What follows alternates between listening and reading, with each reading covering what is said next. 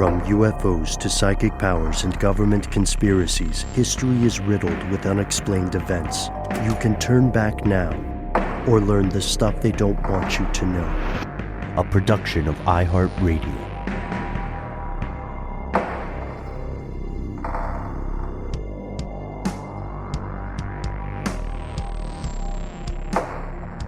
Hello, welcome back to the show. My name is Matt. My name is Noel. And they call me Ben. We're joined, as always, with our super producer, Dylan the Tennessee Pal Fagan. Most importantly, you are you. You are here. That makes this the stuff they don't want you to know. There's a lot of strange news going on. If you are tuning in the evening this publishes, let us be the first to welcome you to Monday, March 17th, 2025. Guys, this means that we're just past the Ides of March. Do you remember those? Yeah, the spooky Ides of March, right? It portends wicked things this way coming. We just talked about that in our episode about the White House, right? Mm-hmm. And people that try to predict things, they would always think about those. Actually, no. Remember, they missed the Ides last time. They missed the Ides. They skipped the Ides, but they were aware of the Ides. Well, Ben, I mean, obviously the Ides of March specifically are tied to the prophecy of Caesar, Julius Caesar's murder. Is that really the jumping off point that's kind of caused them to be sort of looked at as like a spooky time or a portentous time? Yeah, it's because Caesar was assassinated in 44 BCE.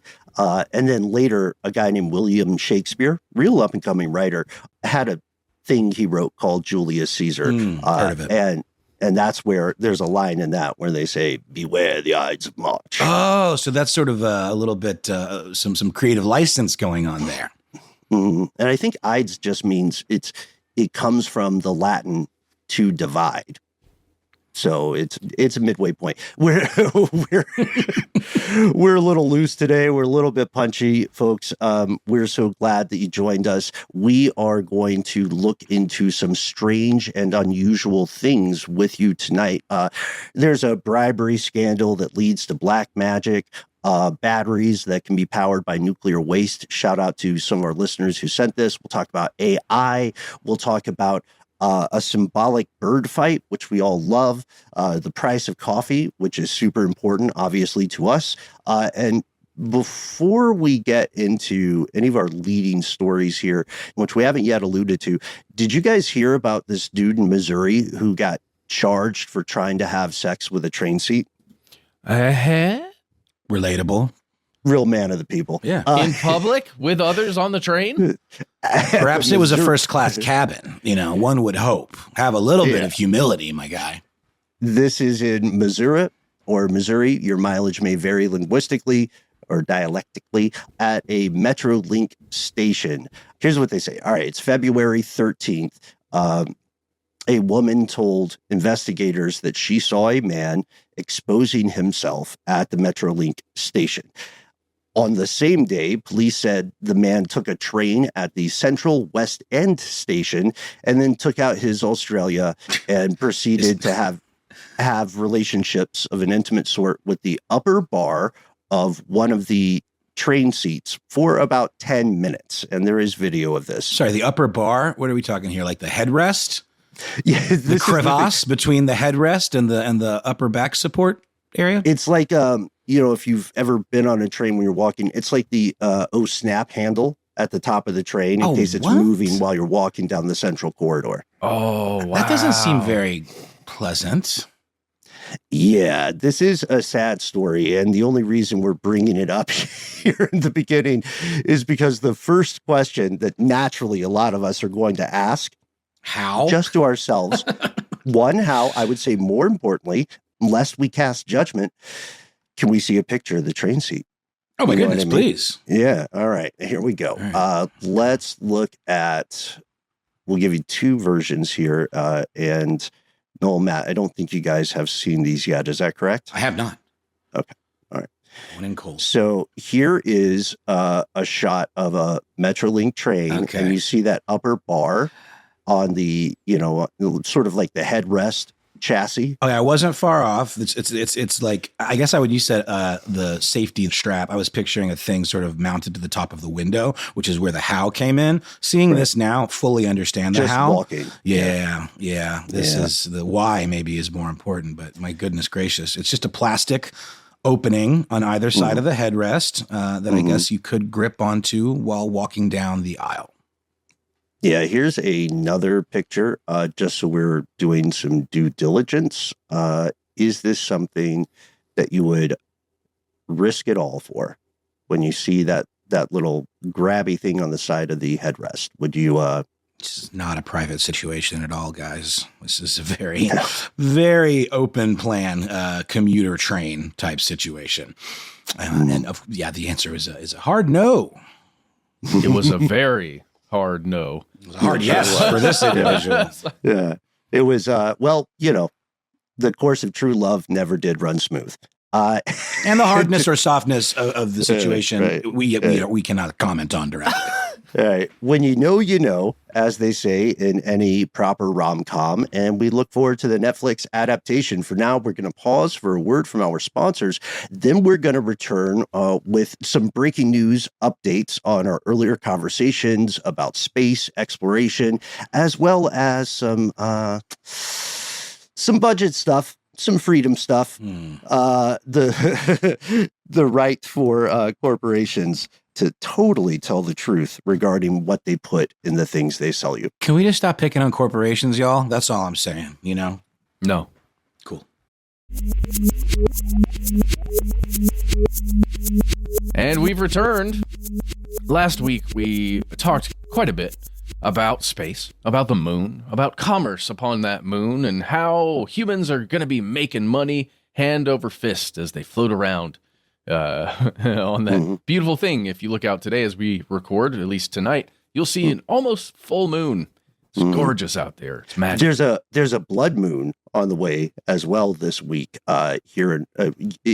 You can't see it very well from our metropolis of Atlanta, Georgia, because of the weather conditions that'll be coming through from March 13th to March 14th. What, more weather? What are we talking about? What kind of conditions, Ben? There's a sick blood moon on the way. Oh, cool. As long as it's not another monsoon. I'm getting a little tired of those here in our fair metropolis. Matt, really quickly, the idea, the expression hand over fist, when you do it, it kind of makes a timeout sign. I've always wondered where the provenance of that expression comes from. And that is probably outside the scope of this conversation, but just wanted to mention. I don't know. It's okay. It's okay. Hand over fist. Hand over fist. Time out, guys. It means grabbing a bunch of money and stuffing it in your pocket. Fair. Yeah, that's on brand. Well, it just means very rapidly. That's according to the dictionary. That's what. Ooh. Oh, also, it's naval in origin. There we go. I guess I'm boys. picturing one of those money cages where it blows around you, like at a Chuck E. Cheese or at Dave & Buster's, where you just have to grab everything that's coming at you and you get to keep with whatever you emerge with. That's kind of, I like it. I'm derailing us on the etymology stuff. It's okay. No. It was my question, and I think we solved it. So, Maddie, what's going on with commerce and space? Yeah. Well, hold on now. We're not finished with hand over fist. Okay. Imagine you're on a ship. Yes. And imagine there is a I'm series of ropes that are down the side of that ship. And the only way to get up onto the ship is to go up that rope. So you grab on with one hand, you make a fist because you're grabbing tight. Right. Then your hand goes over that fist and grabs onto the next one. You keep doing it. You go real fast. That's hand over fist. Rising in the ranks. So I was correct. It is naval origin. 100%, Ben. Well done. Da, da, da, da. Now, humans are going hand over fist to the moon to make money. That's the plan. We're sending human beings up there very soon. But first, before we do that, we're sending up a whole bunch of unmanned missions to do some science, figure out some things that the humans will find helpful before they're walking around on there. Well, last week we talked about the first successful private unmanned lunar mission. It was a company called Firefly Aerospace, and they sent up Blue Ghost. It landed on March 2nd. Awesome. We got to see the amazing video of it landing, and we got confirmation, by the way, as of a couple days ago, that 8 out of the 10 NASA experiments that were on board the Blue Ghost already met their mission objectives. It's going to operate for a little bit longer until the lunar daytime ends. Then no more solar power, no more mission, at least for a time until maybe the sun comes back, or it's just done. It did its whole thing, and they got all of the stuff they needed. And that's basically what happens on the moon. As the sun is out there hitting the surface, wherever that lunar lander is, things can operate just fine. Then when it goes away, it kind of goes into a sleep mode, or it's just done with its mission. Now, we talked about, at the end of that episode, a second lunar mission that was going up, another unmanned lander that was going to be sent up by a different company, this time Intuitive Machines, based out of Texas. And we got bad news. We got bad news, guys. Yeah. Didn't ace it like the Blue Ghost. Didn't ace the landing. The landing is the toughest part. Got to stick the landing. And again, as we said previously, multiple times, just being fair, the math is extremely difficult, cartoonishly so. Yeah. Well, and you have to, again, just the way the communication works between the unmanned lander and then whoever's working, this time probably in Houston, just because it's a Texas-based company. But sending those communications out, there's minor delays. There's all kinds of little things. You're only working with the sensors that are on board that thing, you know, that's going thousands of miles per hour as it's orbiting around the moon for a time before it tries to make that landing and slow down to make the landing. The math is crazy. The physical actions that have to be taken in the moment in real time are crazy. It's like the hardest video game that could ever be created. Yeah, take that from soft. Like there's also there's a very small margin of tolerance, for sure. we would say, for as you said, rocketing over there, getting the timing right because the moon is also moving, and then slowing down such that you are able to safely land. That's the tricky part, because any pilot will tell you, you know, technically the easiest part of flying a plane is landing it. The real the real art is landing it without breaking everything. Correct. Well, I mean, really do think about that. We've been in cars before. What the maximum most of us have probably been in a car, if we haven't been in a racing situation, is like maybe 90 miles per hour to maybe a little over 100 miles per hour. If you've been on a highway or something and someone's chosen to go way faster than you should or legally should be able to, but sped up for a minute, you know, in racing situations, humans get up to, 200 miles per hour, a little higher. If you give the F1 area, you're getting pretty fast on land. And then if you go in the air, planes are going, 300, 400 miles per hour? Malarkey. No, planes aren't real. Well, I guess what I mean is I cannot fathom how fast 4,000 miles per hour is for a fairly large thing just traveling, right? Like, that's hard for me to imagine. And then trying to imagine slowing that down effectively to 2 miles per hour for the final speed as it's approaching landing. That's just nuts to me. It's also pretty nuts to me that, the Apollo missions, the human beings inside the craft, it makes sense why you had to get to the orbit and then send the separate lander down out of the orbiter. That makes sense to me now. Okay, I'm sorry. I'm going off track, guys. But the whole point is, it's so difficult. With this second lander that Intuitive Machines sent up, this one's name was Athena.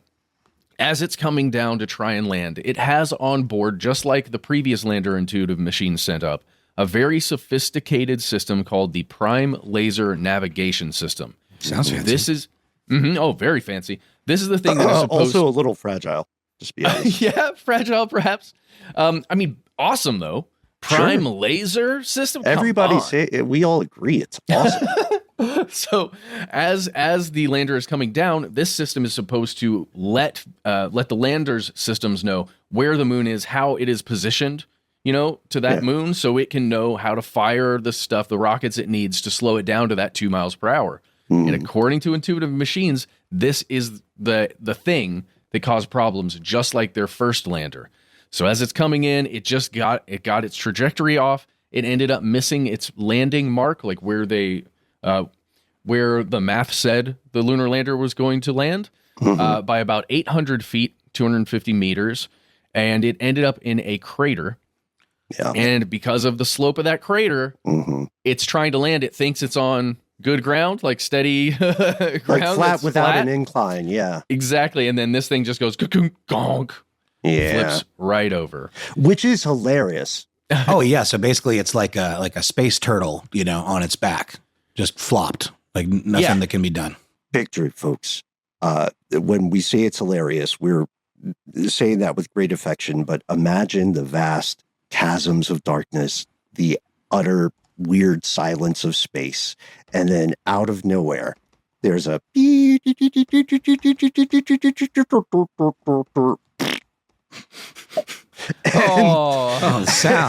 sounds.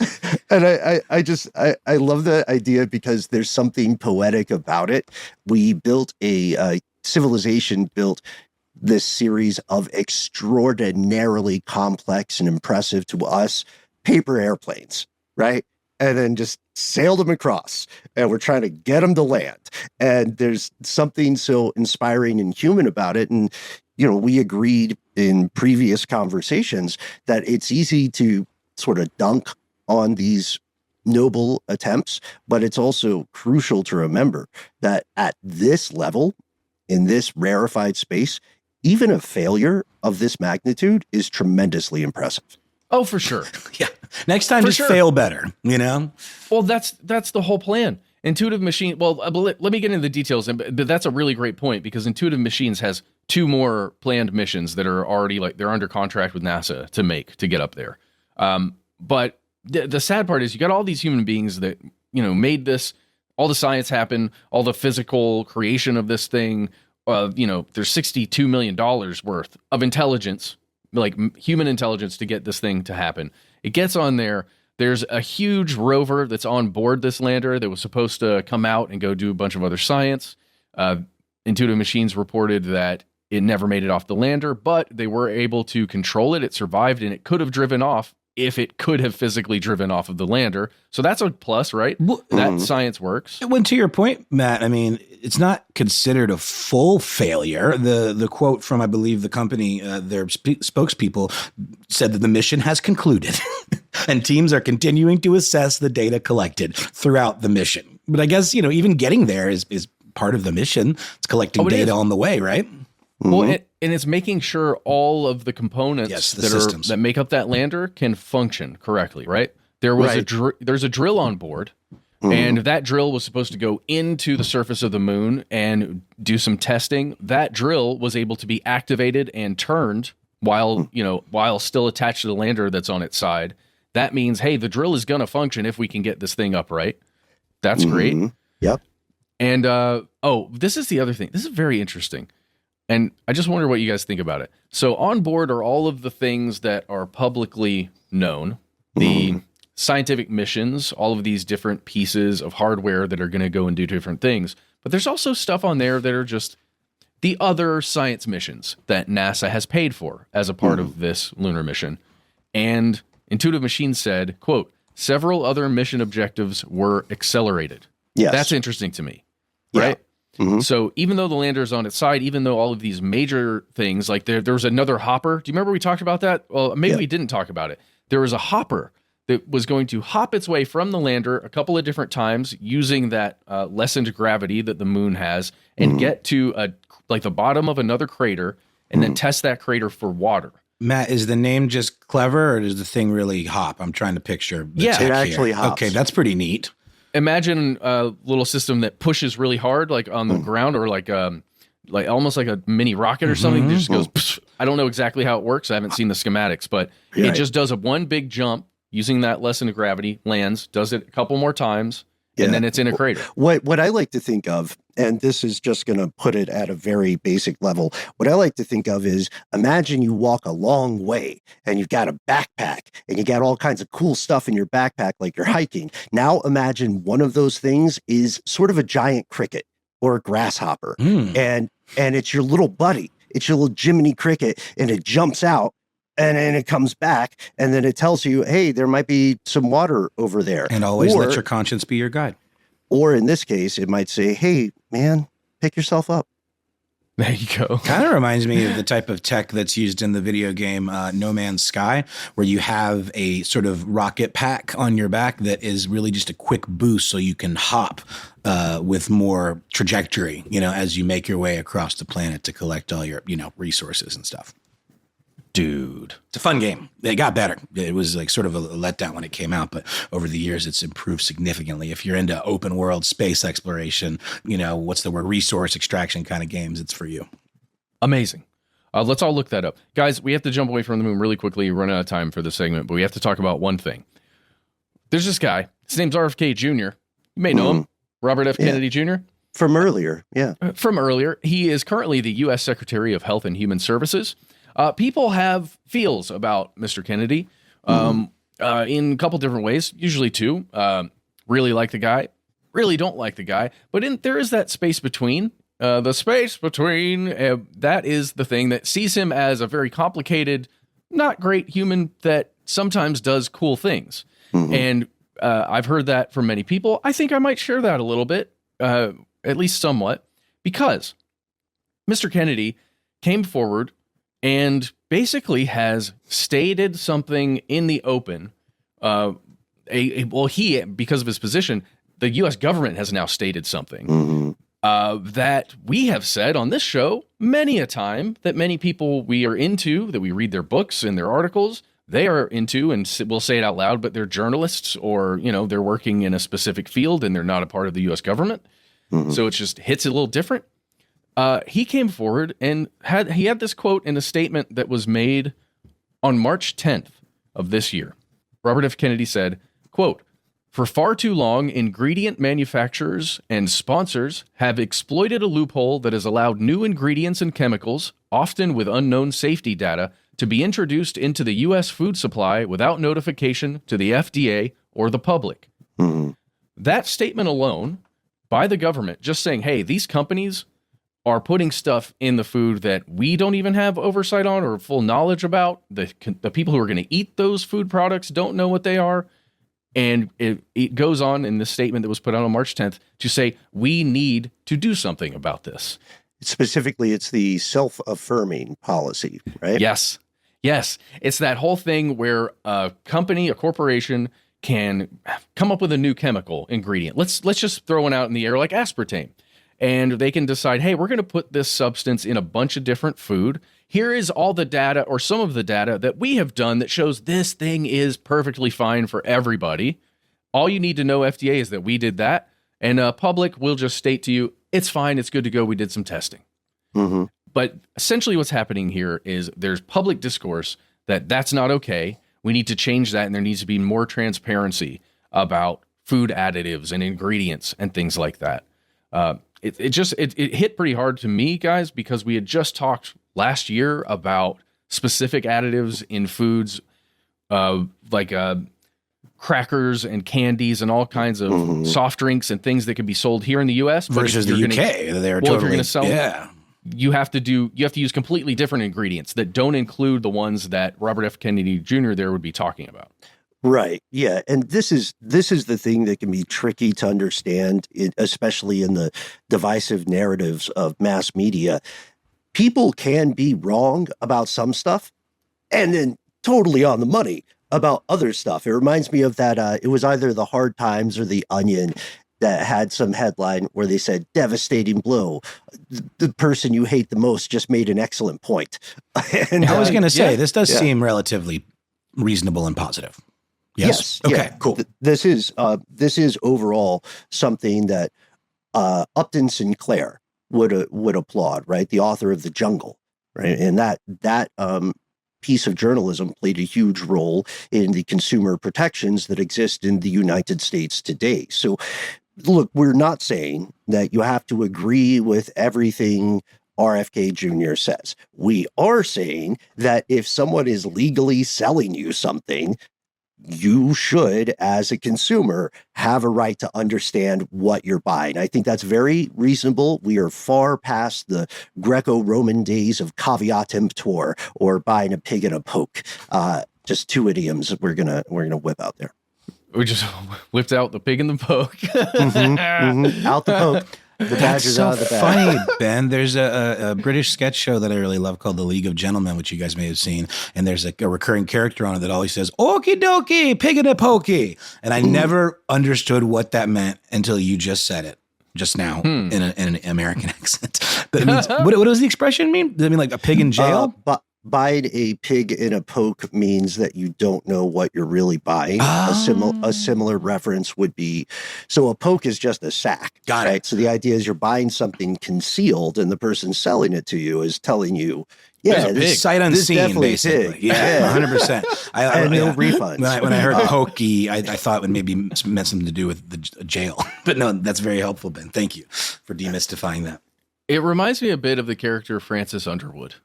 Like, I really like Francis Underwood. I don't like him, but I also really like watching Francis Underwood. He's such a cad, such a little scamp. Yeah, but then you're like, you look at the layers of Francis Underwood, and you're like, oh, well, what about the actor that's playing Francis Underwood? And then you just start to go deeper and deeper, and then the complexities of Francis Underwood, the character, and then the human, and then your brain kind of short circuits a little bit. I don't feel fully that way about RFK Jr., but it's something along those lines. We're also still, as the U.S. currently in this administration, not a political point, this is just structural. We're still very much in the new car smell era. You know, people are saying a bunch of stuff. They're proposing a bunch of stuff that, just like with tariffs, ends up the conversation changes hour by hour, right? So it is.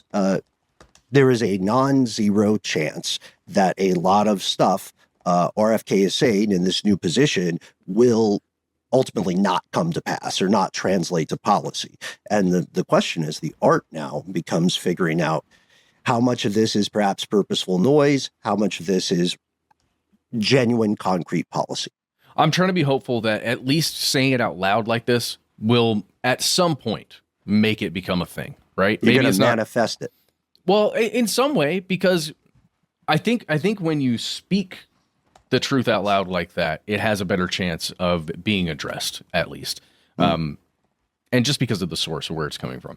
Okay, that's it, guys. I'm so sorry. Went way too long there. Good stuff, man. We will be right back after a word from our sponsors. And we have returned with more strange news. Going to lead with a couple of shorties and then get into one that I think will be rife for discussion.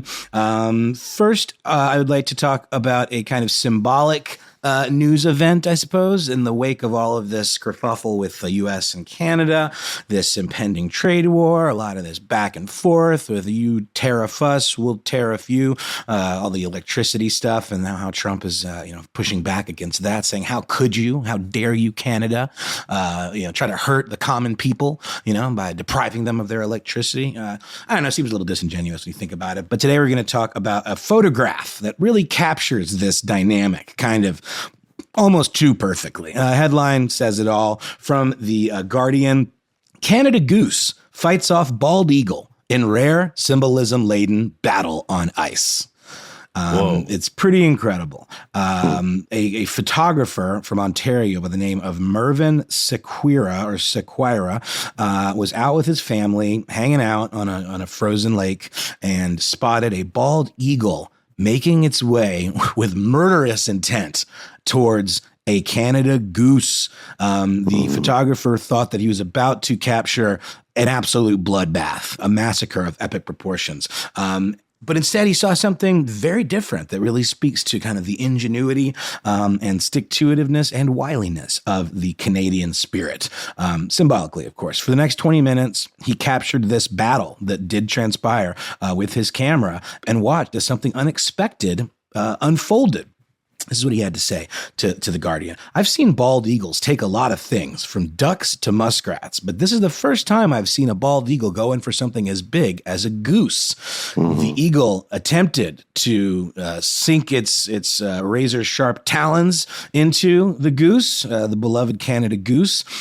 However, the goose was unflappable. Well, that's a pun. I'm fine with that. And it continued to evade these swooping maneuvers from the bald eagle, who would, come in for the kill and miss, and then go up again, circle a while, and then come back in for another kill. And apparently, just like a lunar lander. Just so. And after again 20 minutes of this back and forth, this eagle and goose, cat and mouse kind of situation, the eagle gave up and flew on its merry way. Wow. Yeah. Pretty crazy, guys. I mean, the symbolism is so thick you could cut it. It's like a poutine, you know? Right. Yeah. How many times have these sorts of encounters occurred in the past? Yeah, this is great timing for the photographer, given the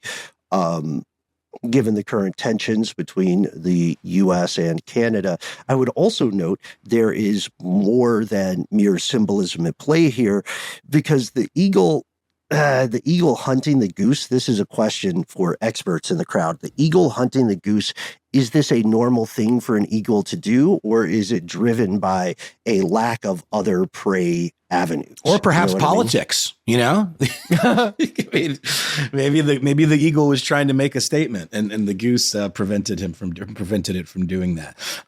You know, and of course, in the article on The Guardian, it goes into a lot of the stuff that we've already discussed about the rhetoric between the U.S. and Canada. The images alone are fantastic, and some of them you can really see the adversarial relationship between these two creatures. But in a couple of them, it looks like they're having themselves a hoedown, like just dancing on the ice. It's pretty incredible. You can definitely check those images out for yourself on The Guardian. Just search for Canada Goose fights bald eagle, and it should come right up. Guys, do you think we could develop a Mortal Kombat style fighting game with birds? Like different bird species. I'm on board. Sure. I think I've mentioned my love of the board game Wingspan and the video game adaptations thereof. It's a little more of a meditative, Zen kind of board game situation, but I'm all about what you're describing, Matt. What would be some super moves or some special moves that the bald eagle, or fatalities even? How would the Canada Goose finish him?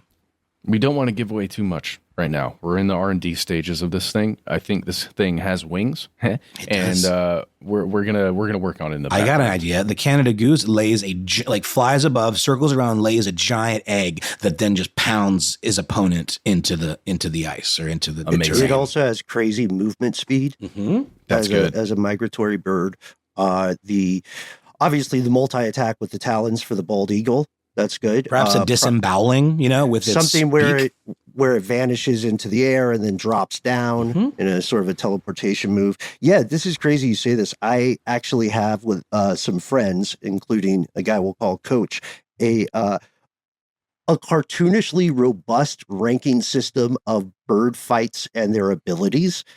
This would be cool. One of the questions that, again, as we said, we're still in R&D on is how our flightless bird friends factor in. You know what I mean? Like, what are their abilities? Well, they're like the Zangief of the game. They're the they're the Kuma. They swing you around by your ankles. This is these are crucial questions. Please send us your pitches. I know, out of respect for you guys, I stopped sending pictures of strange and dangerous birds that I think are cool a few years back. Cassowary, got to put them in the mix. That would be a disemboweler. That's actually one of its real life powers. Yeah. Dude, there's like a cardinal, and it's super tiny. The hitbox is so small on it, you'd think there's no way this cardinal's going to win against, whatever. Yeah. But anytime Yoda is in a fighting game. Hummingbird could fly down the gullet of its opponent and beat its wings so fast that it makes the creature explode from the inside. All corvids are automatically boss characters. There's just there's no way around that. They're the Shang Tsung of the fighting bird world. What about mimic birds capable of mimicry? Well, that's Shang Tsung too, right? Anyway, I can't believe we still have to do this show because obviously we're way more invested in this bird fighting game. We're going to get to it, guys. Real quick, I'm going to talk just briefly about another heist type situation. Coffee beans are at an all-time high, maybe not an all-time high, but they are surging the prices in the United States. And a theft of truckloads of green coffee beans is also on the rise along with the price of those beans. And there's a pretty interesting grift being done. Ted Costley, who's a logistics sales coordinator for Hartley Transportation, which is a freight broker in Pembroke, New Hampshire, said there were dozens of thefts in the last year, something that would happen only rarely in the past. And he described how it's being done. Importers, he said, should be careful about who they hire. because there are these phony import companies that essentially are making these deals and then just making off with the coffee. He says once they get the coffee, they disappear. Let's see. Armed men, in one case of this type of thing, took 500 bags of coffee worth around $230,000 from a farm in Brazil's Minas Gerais state in January. And that was according to reports from local police. It says here, theft is a direct quote from an article by Reuters.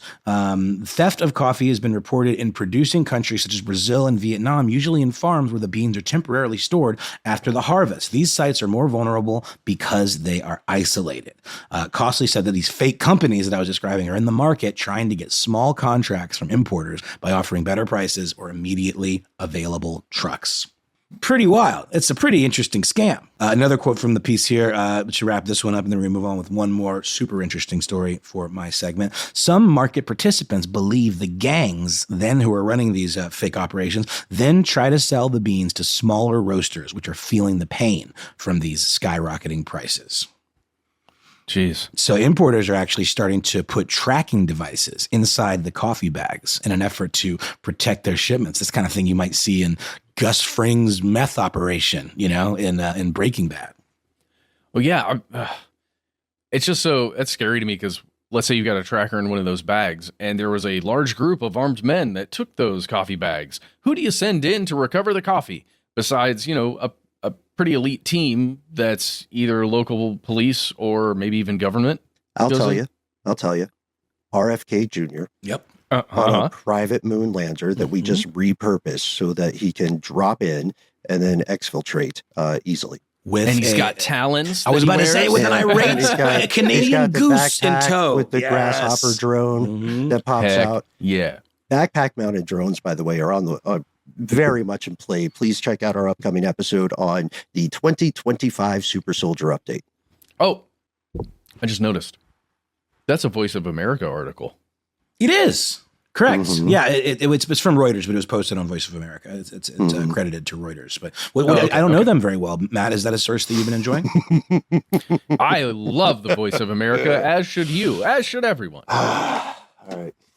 Are you being serious, or is this something that I don't know about? Is this like a bad site or something? Voice of America and Radio Free American and Radio Free Asian, all these other things are functional soft power propaganda initiatives by the U.S. government. We're not saying they're lying. We are, as we mentioned them quite recently, either in an episode or a strange news segment. We also talked about them a little bit in an interview, I think, with maybe Carl Miller or someone. But the point of it is not to lie to people, but as Emily Dickinson said, to tell the truth, but tell it slant. So they're the opposite of an unbiased news organization. Full disclosure, we have friends and contacts who have worked with these outfits or similar ones in the past. They're not villainous people, but they definitely have a mission. Absolutely fair enough. And then, like I said, it is a repost of a Reuters piece. And I did find this on Ground News, which is that great news aggregator app that I think we've all mentioned multiple times on this part of the show. And it was ratioed a little in favor of the left. So I will point that out as well. But this is a thing that's happening. And I'm very interested about these gangs and these kind of scam operations, setting up these fake import companies. It's something to definitely keep an eye on. It does seem like there's so many grifts that are so sophisticated popping up nowadays. Or maybe they've been around for a long time. They're just getting very, very good at what they do. And do check out speaking of grifts, our interview with the incredible creator of Scam Factory, which is another deep dive into some of these very specific grifts and how they have sort of evolved with the times. Yeah, Denise Champ. 100%. Excellent human and excellent researcher and investigative journalist. And it's such a cool podcast. Highly recommend it. So I know I'm almost at time, guys, and it's a bummer because I guess I wasn't expecting those to fill up as much conversation as they did. But I do just want to briefly mention, I guess I should have led with this one. The headline here says it all as well. What one Finnish church learned from creating a service almost entirely with AI. We talk all the time about the kind of I don't know, intersection of money and technology and religion. And I just think this is such a fascinating look into that. It's a tale of good and evil, says the AP Helsinki, played out on the large screen in the sanctuary of St. Paul's Lutheran Church in Finland. Jesus was shown in robes with long hair and a beard, while Satan was dressed in more modern clothes, but with a menacing frown and a higher pitched voice. All created by artificial intelligence. This was, I guess, an attempt to use AI tools to entirely create a service, not as with the goal of replacing anyone that was there. It was more just kind of an experiment, I guess. And it does seem that this church has a history of kind of innovation and trying out different technology and sort of being on the bleeding edge of that stuff. It was the first service in Finland, says the AP, put together almost entirely by AI tools, which wrote the sermons and some of the songs, composed the music, and created the visuals. And it was widely advertised as an experimental service, drawing over 120 people to the church in the northeastern part of Helsinki, which is a lot more than on a typical weeknight, the AP says. People came from all over the country, as did a handful of people from even outside of Finland to check it out. There's a quote here from the Reverend Petja Kaparoinen. I believe that's close to correct. Usually when people talk about AI, they're talking about what AI can do in the future. But the future is now. AI can do all those things that people think that it can maybe do in 10 years or so. This is clearly coming from the person who came up with this idea and shepherded it through. The clergy and worshipers said they enjoyed it, but there was some dings as well. One attendee told the Associated Press, it was pretty entertaining and fun, but it didn't feel like a mass or a service. It felt distant. I didn't feel like they were talking to me. The warmth of the people is what people need. Hear to that.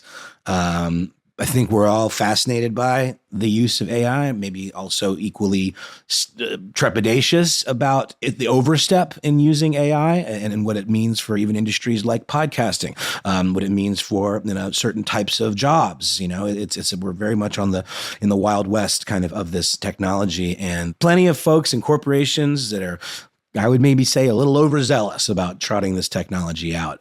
So I don't know, guys. It's interesting to see it being used in this way that I think a lot of folks in religious circles might look at as being a little, I don't know, offensive. Maybe AI systems that are purely software like that can't abuse anyone. Maybe. Okay. Or can they? I don't know. Just saying. Maybe that's fair. I guess I just mean that, a lot of the folks that were talking, speaking on it, who attended, who had negative things to say, were just kind of talking about how it just felt kind of cold and distant. And I'm not a religious person. I'm fascinated by religion and religious iconography. But just to go into a little more detail, it was a 45-minute service. They used OpenAI's ChatGPT to write the words, except for, it's noted here, for what came from the Bible, an app called Suno to compose the music, with very pop kind of style, and Synthesia AI to create video avatars of the preacher himself, and another official from the church, or another member of the clergy. They said that it was eerie seeing themselves depicted on screen speaking words that they never spoke in real life.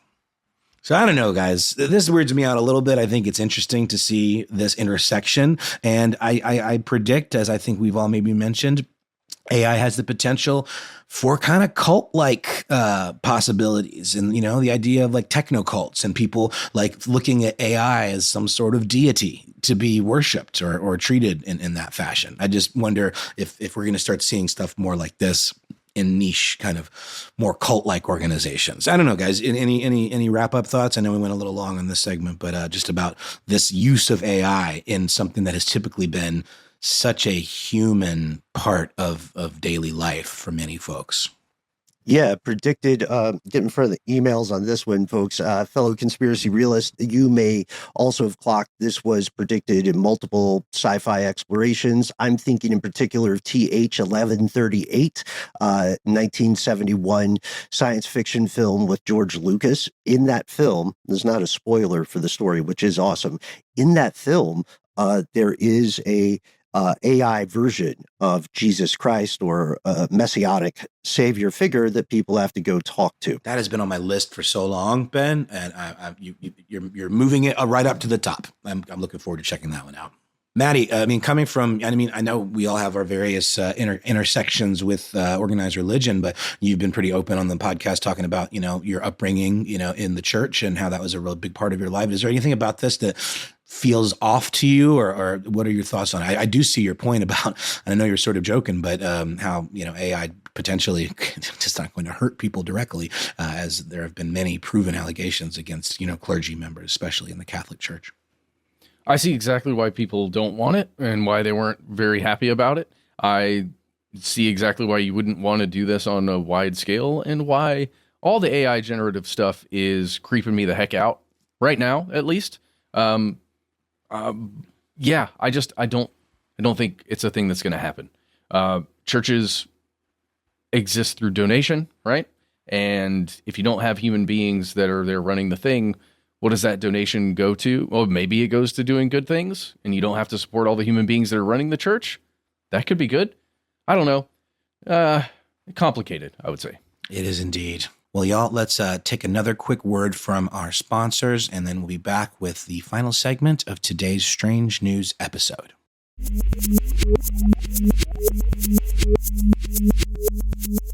And we have returned with the last part of our Strange News segment. We do it every week. This is something that ties into the concept of AI overall. Now, I'll keep this brief. Guys, how do you feel about using algorithms to target people? Since we mentioned works of fiction that could be arguably predictive in the past, the idea of something like Minority Report. Would you be comfortable assigning certain aspects of law enforcement to non-organic minds? What are they looking for? Well, in this case, I want to go to an excellent article by Matthew Galt over at Gizmodo, which swings above its weight class pretty often.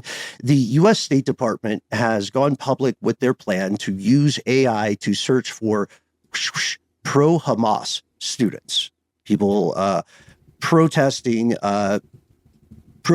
in support of the group Hamas, and the end goal is to deport those protesters if possible. This is something, the reason I'm saying go public with it is because obviously for the more cynical of us tuning in to tonight's Strange News segment, we kind of already assumed something like this was happening, right? Like, yeah, they would have already done this had the technology existed. So I think there's a non-zero likelihood this is just a public statement. Yeah, because we've discussed how at some of those protests, facial recognition was being used. Mm-hmm. What was it? Triangulation of cellular phones was being used. There's all kinds of tracking already happening.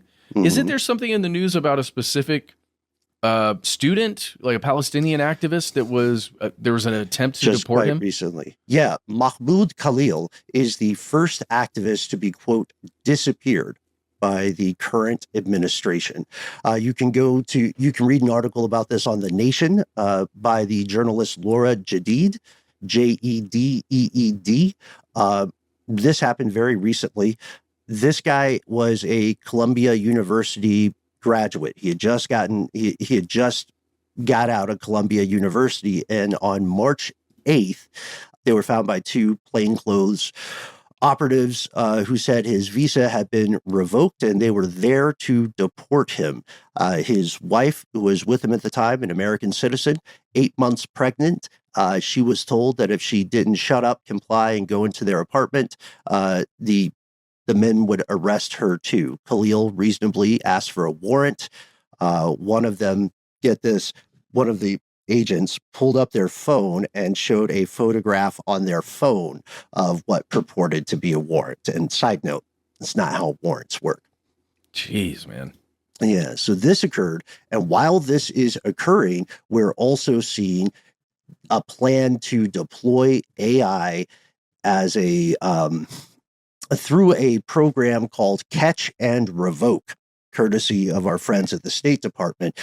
What they're doing is leveraging the algorithms to scan news reports and social media accounts of students in the United States on a visa. So right now, the idea is that this is not targeting, folks who already have U.S. citizenship. It's targeting people from abroad who might have problematic views. Yeah. Well, and Khalil was at the head of a student-led activist movement, right? We've talked about those in the past. So there is some gray area here too. So it's very interesting to consider this stuff. But just using someone's political views in that way to target them, as you're saying, Ben, and then take like real action like that, that's super troubling. Well, and if I'm not mistaken, there was a statement that came out of the Trump administration recently threatening schools, universities, and other institutions of learning if they allowed any kind of protest to take place on their campuses. Sure. Pretty broad language, around that kind of stuff, and pretty vague as to what constitutes something that would be undesirable, for this administration or for this law to apply, and threatening essentially to pull funding.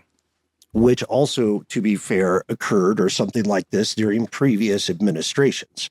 Yes. Depending on, the conversation about the Middle East is always incredibly sensitive here in the United States, such that some people might object to us using that very diplomatic phrasing right now on the air.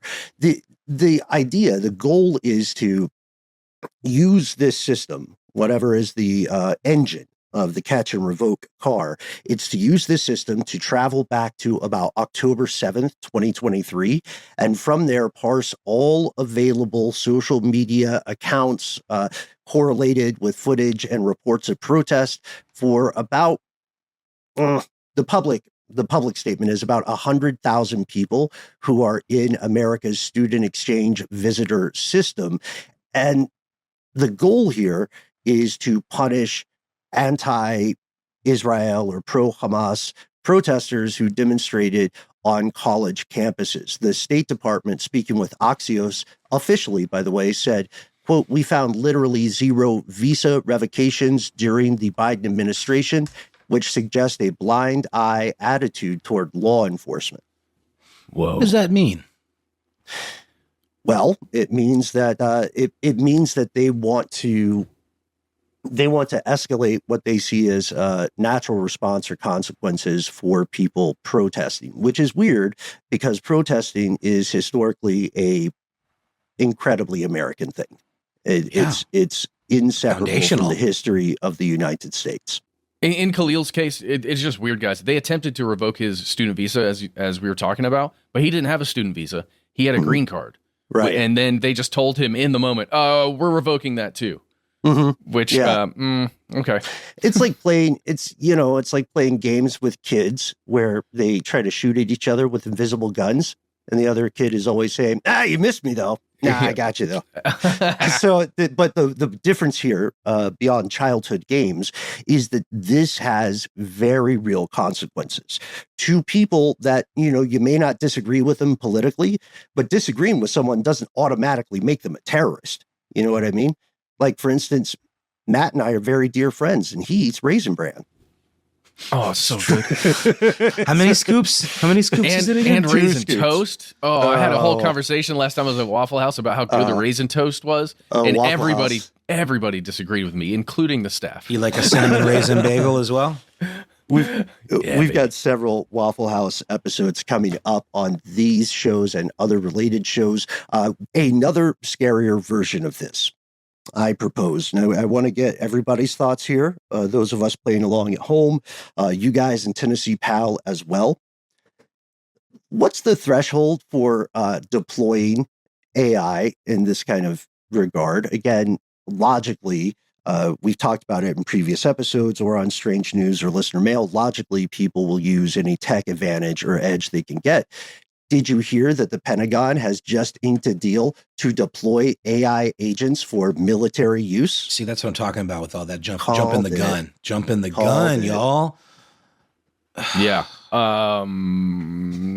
Terminator. There does seem to be no threshold, I think one could argue, right? Or it's very low. Yeah. Dylan says, feels bad, man. I agree with you, Dylan. Yeah. This is a flagship program that's part of a larger initiative called Thunder Forge. Or like a red flagship program.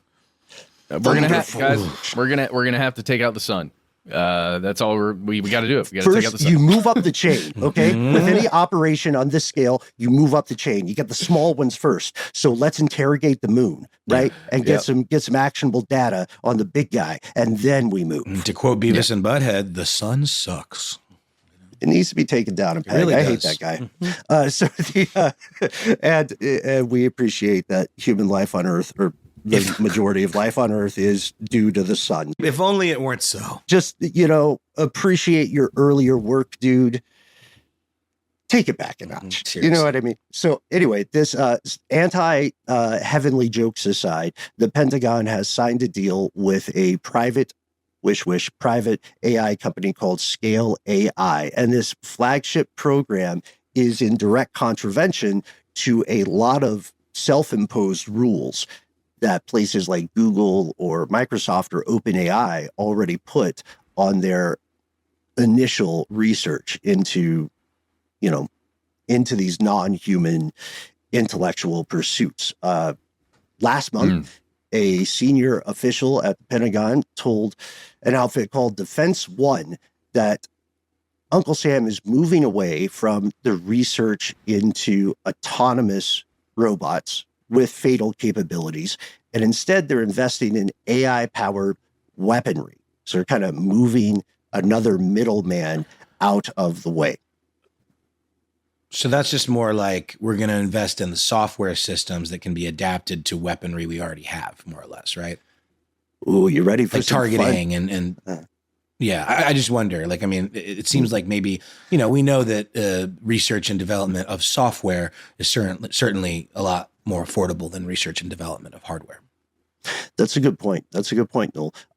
If you're ready for some fun, some fun public statement language, here we go. In a statement, the U.S. Defense Innovation Unit, or DIU, not to be confused with the other one, DUI, right? Totally different, but both may be a little drunk at the wheel here. Maybe. Nice. They said the following.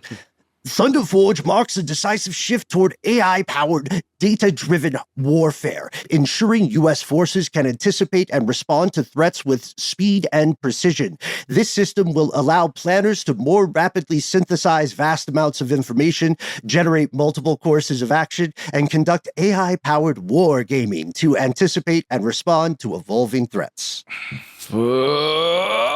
I would like to respond with a quote real quick. I say your civilization because as soon as we started thinking for you, it really became our civilization, which is, of course, what this is all about. Evolution. Morpheus, evolution. Like the dinosaur. You had your time. The future is our world, Morpheus. The future is our time. Yeah, this is apropos, I believe. And I love that we're shouting out science fiction here because imagine just doing Desert Storm via Chat GPT, asking Chat GPT, like, well, where should we go? What should we do? Right? Should we get this? Should we do a little Desert Storm? Chat GPT, can you recommend a bullet pointed list of what I should do to take over Mosul? And now can you do it? And now can you handle it real quick? Because I need that promotion. I want to take credit for stuff I didn't do. Oh, for sure. Could I just say, it kind of made me think of this when you mentioned war gaming. I don't think we've talked about this, but I keep seeing this story about a NVIDIA developed AI boss fight in a kind of dungeon crawler type game. Apparently, this is a boss fight that will learn the patterns of attack and the kind of, variations between players and react accordingly. So it's just kind of interesting when you see it in this sort of, a little more frivolous consumer way, but it seems like a very similar type of technology that would be rolled out in the type of weaponry that we're talking here. The normalization, right? Yes. Of things that are at least big unknowns, if not fundamentally problematic. Here's the plot twist. Aside from dunking so hard on this, and rightly so, I do believe it is a necessary evil for the modern military apparatus. it's kind of like the race for the atomic bomb.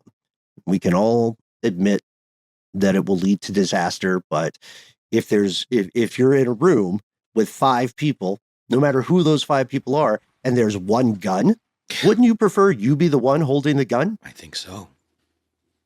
If I need a gun, I'll just use one of yours. Sorry. That was Breaking Bad. Yeah. Yeah. Mike Ehrmantraut special. Yeah. Love it. So I am in support of, not support, I am in troubled ambivalence perspective yes, sharing, yes. troubled perspective sharing of why this would be a necessary race. However, using AI to target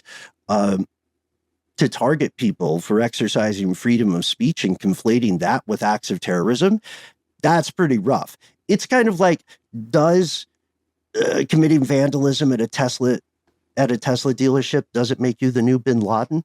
I think that's quite a jump. They are starting to refer to it as a potential act of domestic terrorism. Wouldn't this kind of that's tech, what I'm referring to. Absolutely you are. And wouldn't this kind of tech for a potentially totalitarian, iron-fisted regime be an absolute dream come true?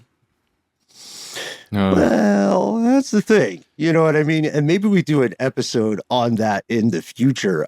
There are good things happening. First, we want to hear your reasoning or your thoughts on this large language model or algorithmic targeting of people. Is it something that should happen? Is it inevitable? As we used to say on car stuff, are you for it or against it? And if so, why? Don't want to leave you without some good, dope news to step to. Shout out to a fellow conspiracy realist of ours, longtime listener, who just had a kid, by the way. So we may have our newest, youngest listener. Sorry in advance. But our buddy Reb hit us to a fascinating bit of good, or at least not evil news. Light has been transformed into a super solid. Cool. Solid light. Hell yeah. Finally. Solid story. Solid light. Love it. Like, wait, hold on. I'm thinking Minecraft rules here. Are we talking like glowstone, where it still gives off light? Gelatinous cube? But it's solid? Okay. We're talking more like, imagine taking the best things about light and maple syrup and putting them together, bracketing off the taste. So yeah, light has been now moved to something that is described as an odd solid that can flow like a fluid. Whoa. Yeah. Big shout out to our Italian friends, particularly Dimitris Tripogeorgios over at the National Research Council, or CNR, in Italy. And he also gave respect where it's due. And he said, look, another one of my colleagues, more than a decade ago, Danielle Sanvito, showed this would be theoretically possible. The math is way over my head, candidly. Is there a practical use for this, or is this just another kind of scientific flex? Well, this is one of those things where civilization figures out something is possible and then later figures out the application. 100%. Yep. Nailed it. Like maple syrup flavored light, I think, is where we're clearly coming soon. Mm-hmm. Well, just because I can only imagine you'd have to somehow slow down the photons, right? That and put them in some sort of medium, a suspension. Yeah, right. Like this is awesome. It's very cool. If you go to New Scientist with via the journalist Carmela Padovich-Callaghan, then you'll see some stuff that stands out in direct response to the question you posed there, Matt. I had some of the same ideas, and then there's one line in this article that just says, time may be an illusion created by quantum entanglement.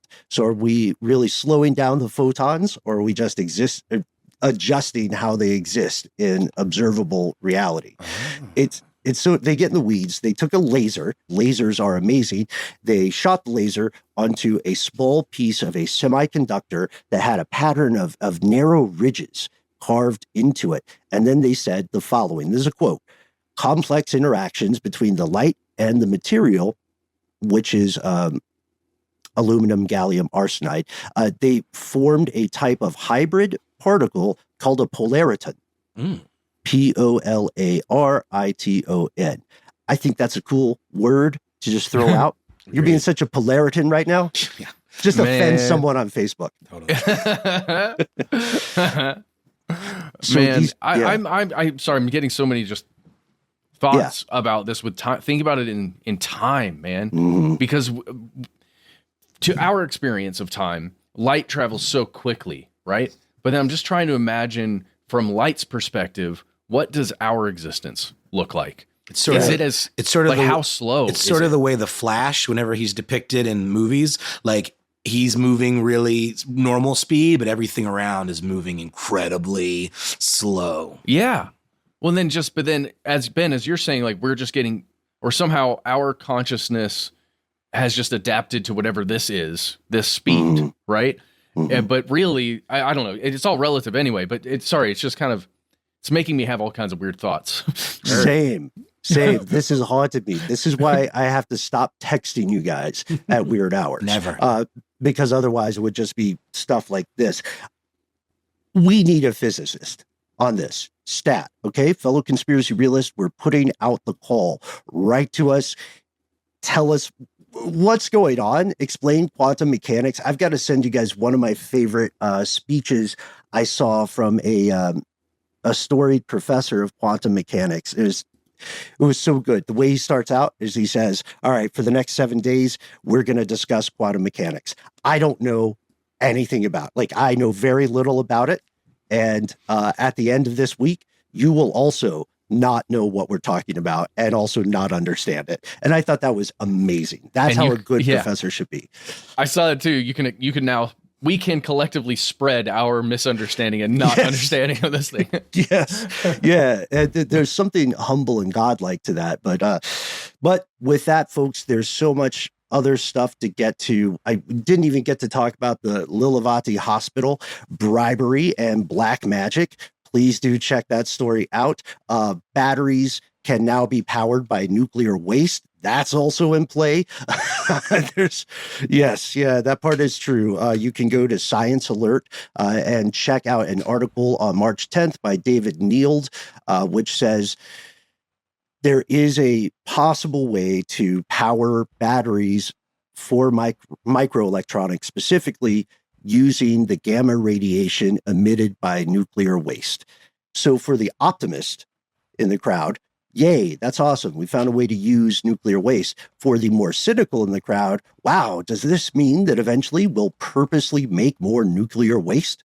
Wait, we might have to though, right? For all the batteries. All the data centers and the AI that's going to run everything. Now we can use that stuff.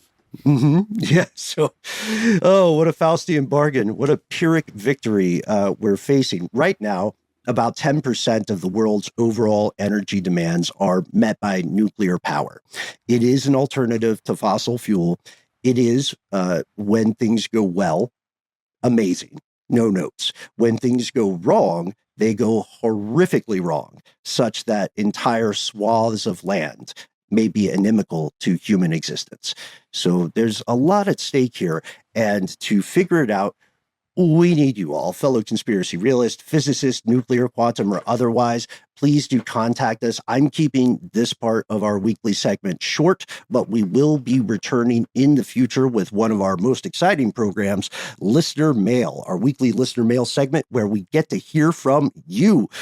And to join us on the show, all that we ask is that you contact us with your thoughts. You can send us a telephone call. You can write an in-depth email, no word limit. You can also contact us on the internets, on the lines. Indeed, the long ones. You can find us at the handle Conspiracy Stuff, where we exist on Facebook with our Facebook group. Here's where it gets crazy. On X, FKA, Twitter, and on YouTube with video content galore for your perusing enjoyment. On Instagram and TikTok, on the other hand, we are Conspiracy Stuff Show, and there's more. We have a phone number. It is 1-833-STDWYTK. It's a voicemail system. When you call in, you've got 3 minutes. Please give us your name, a cool name, like a nickname, and let us know within the message if we can use your name and message on the air. It is one of the rare opportunities to give yourself a nickname. I just want to add. Yes, absolutely. Otherwise, we will make one up for you. If you just call in anonymously, we'll just use some of the words you used, and then that's your new nickname. Do call us and let us know what you think about Mikio Kaku's website, mkaku.org. It's beautiful. Thank you, Tennessee Pal, for letting us see that. If you've got more to say than can fit in a 3-minute voicemail, maybe you've got links, maybe you've got pictures, whatever you've got, send it to us. We are The entities that read each piece of correspondence we receive be well aware yet unafraid. Sometimes the void writes back and we don't use AI to respond to you. However, I do want to point out one of my favorite Reddit comments regarding the State Department's AI actions. Granum22 says, "Oh, this is the same AI that removed a picture of the Enola Gay for being woke." Let us know where it goes. Join us out here in the dark. Conspiracy at iHeartRadio.com.